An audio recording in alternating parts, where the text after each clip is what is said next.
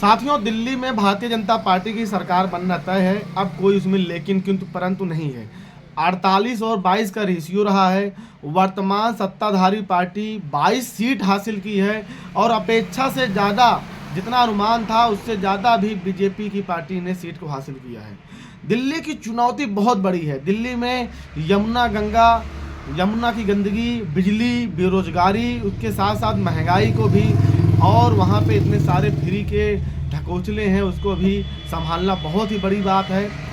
दिल्ली में मुख्यमंत्री के चेहरे को लेकर लगातार जेपी नड्डा, अमित शाह और प्रधानमंत्री जी चर्चा विमर्श कर रहे हैं। देखना यह है कि आखिर अब मुख्यमंत्री का चेहरा कौन होता है। मीडिया में वर्मा, गुप्ता, उपाध्याय और मनोज तिवारी जी जैसे बहुत सारे चेहरे आ रहे हैं सुर्खियों में, परंतु भारतीय जनता पार्टी हमेशा ऐसे ऐसे फैसले लेती है जो चौंकाने वाला होता है। चाहे आप मध्य प्रदेश का देख लीजिए, यादव जी को मुख्यमंत्री बनाया गया, उसी तरीके से आपको देखा जा सकता है कि दिल्ली में जातीय समीकरण को साधते हुए आखिर मुख्यमंत्री का चेहरा किसे बनाया जाता है।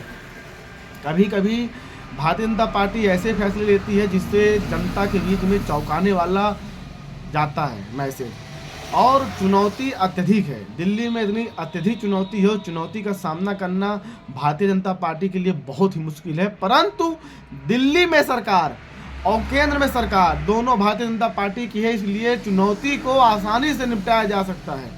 क्योंकि अगर केंद्र में जो सरकार है उसकी सरकार दिल्ली में नहीं है तो विकास करना थोड़ा कठिन हो जाता है, क्योंकि तालमेल और वहाँ के जो फंड हैं उसको आसानी से जारी नहीं किया जा सकता अगर सरकार नहीं है तो। दिल्ली में अरविंद केजरीवाल 11 सालों से राज कर रहे थे।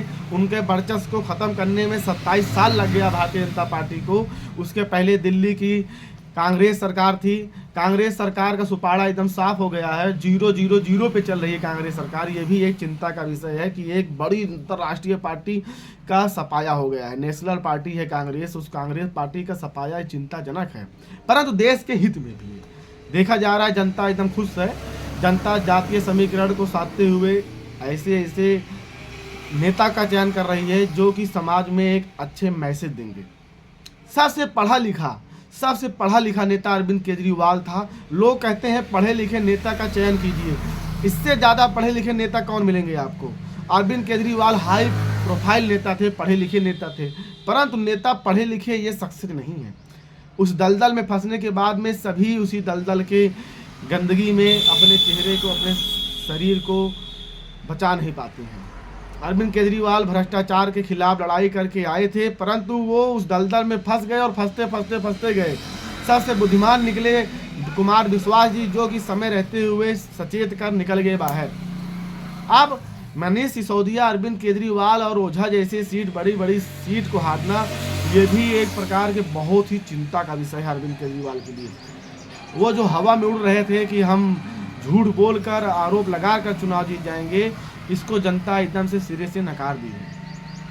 अब देखना है कि दिल्ली में राज कौन करेगा, क्योंकि दिल्ली दिलवालों का है।